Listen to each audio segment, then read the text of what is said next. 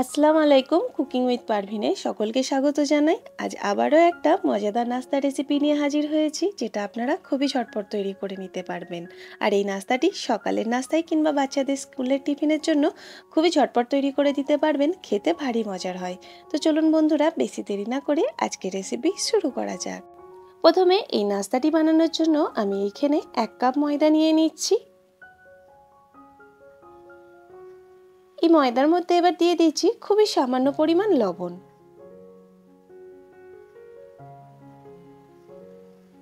দিচ্ছি 2 চামচ চিনি। আমি এখানে 1 কাপ ময়দাতে 2 চামচ চিনি দিচ্ছি। আপনারা যেরকম মিষ্টি খান সেই অনুযায়ী চিনিটা দেবেন। এবার এই সমস্ত উপকরণকে খুব ভালোভাবে মিশিয়ে নিতে হবে। তাই আমি একটা হ্যান্ড উইক্সের সাহায্যে সমস্ত উপকরণগুলোকে খুব ভালোভাবে নাড়িয়ে মিশিয়ে নিচ্ছি। এখানে আমার সবকিছু উপকরণ খুব ভালো করে মিশিয়ে নেওয়া হয়ে গেছে। এবার এর মধ্যে দিয়ে দিচ্ছি ডিম। আমি এখানে 1 কাপ ময়দা নিয়েছি, সেখানে আমি 4টি ডিম ফাটিয়ে দিচ্ছি। অবশ্যই উপকরণের মেজারমেন্ট যদি ঠিকঠাক থাকে, নাস্তাগুলো পারফেক্ট তৈরি হবে। 1 কাপ ময়দাতে 4টি ডিম আমি ফাটিয়ে নিচ্ছি।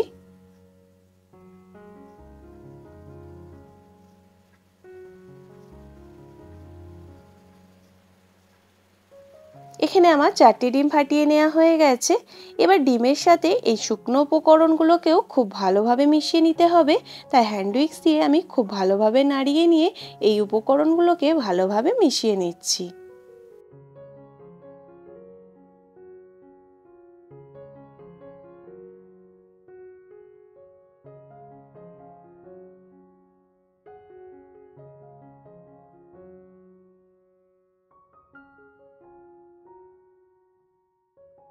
এখানে আমার ডিমটাকে খুব ভালো করে শুকনো উপকরণের সাথে মেশানো হয়ে গেছে। দেখুন, একটা গাঢ় ব্যাটার তৈরি হয়েছে।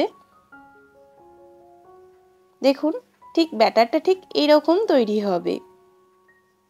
এবার এর মধ্যে দিয়ে দিচ্ছি রিফাইন্ড অয়েল। আমি এখানে 4 চামচ রিফাইন্ড অয়েল দিয়ে দিচ্ছি। আপনারা রিফাইন্ড অয়েলের জায়গায় বাটারও দিয়ে দিতে পারেন, কোনো অসুবিধা হবে না।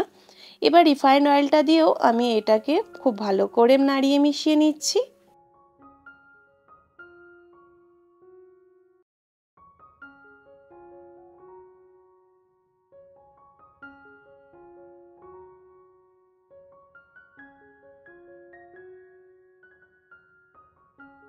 রিফাইন্ড অয়েলটা দিয়ে খুব ভালো করে মেশানোর পর আমি এর মধ্যে দিয়ে দিচ্ছি দুধ।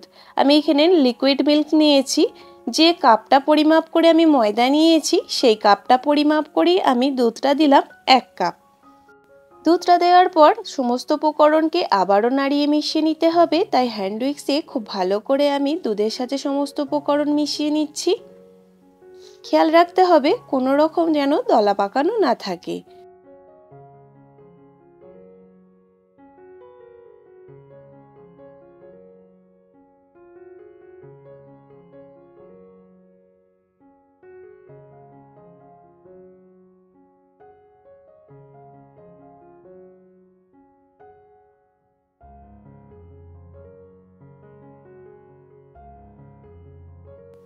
বেশ খানিকক্ষণ ধরে হ্যান্ড উইক্স দিয়ে নাড়িয়ে মিশিয়ে নিয়েছি।